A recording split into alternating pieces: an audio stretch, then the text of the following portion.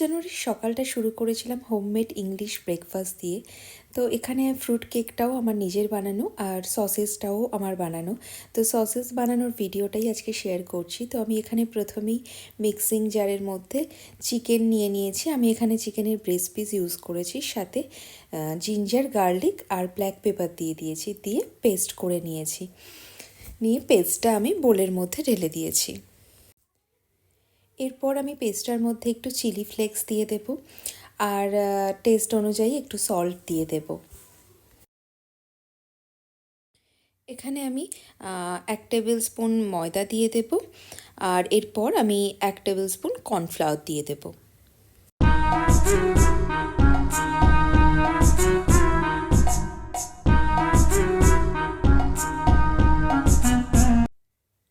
এরপর একটু soya sauce দিয়ে দেব আর একটু তেল দিয়ে দেব। সব কিছু দেয়া হয়ে গেছে, এবার আমি এটাকে ভালো করে মিক্স করে নেব। প্রথমে যেটা বলছিলাম যে ফ্রুট কেকটাও আমার নিজের বানানো। তো আমি কিন্তু ফ্রুট কেক না, আমি সব ধরনের কেকই বানাই। তো আপনারা যারা আমার কাছে কেক অর্ডার করতে চান, অবশ্যই আমার ডেসক্রিপশানে আমার কন্ট্যাক্ট ইনফরমেশন দেওয়া রয়েছে, আপনারা সেখানে কন্ট্যাক্ট করে আমার সাথে কেক অর্ডার করতে পারেন। চিকেনটা আমার সব উপকরণের সঙ্গে মাখা হয়ে গেছে। এবার আমি একটা ফয়েল পেপার নিয়ে নিয়েছি। তো এর মধ্যে আমি চিকেনটাকে দিয়ে দেব, দিয়ে চিকেনটা আমি র্যাপ করে নেব।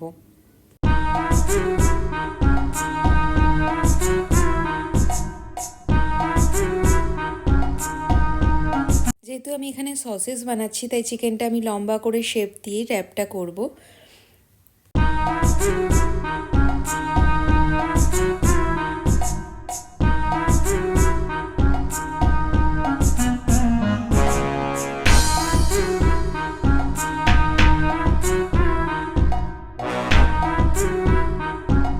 একটা সসেস অলরেডি আমার র্যাপিং করা হয়ে গেছে, আমি এরপরে আরেকটা সসেস র্যাপ করে দেখিয়ে দেব।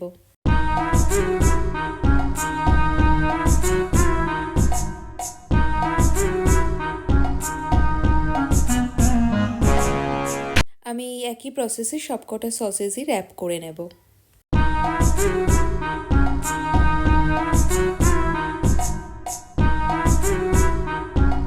সবকটা সসেসই র্যাপ করা হয়ে গেছে।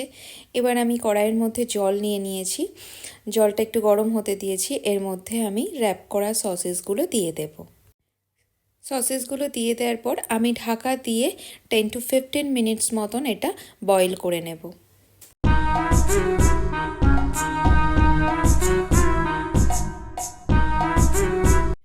আমি এখানে বয়েল করে নিয়েছি, তো সসেসগুলো রেডি হয়ে গেছে। এবার আমি জল থেকে তুলে নিয়ে এটাকে ঠান্ডা করে নেব।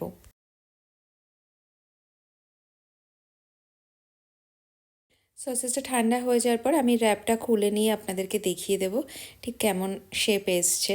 সসেসটা যদি স্টোর করতে চান তাহলে অবশ্যই ডিপ ফ্রিজে স্টোর করবেন।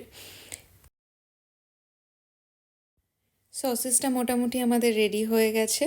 তো ভিডিওটা কেমন লাগলো আপনারা অবশ্যই জানাবেন। ভালো লাগলে একটা like, comment, share and subscribe করে দেবেন। আজকের মতো তাহলে জানাই টাটা।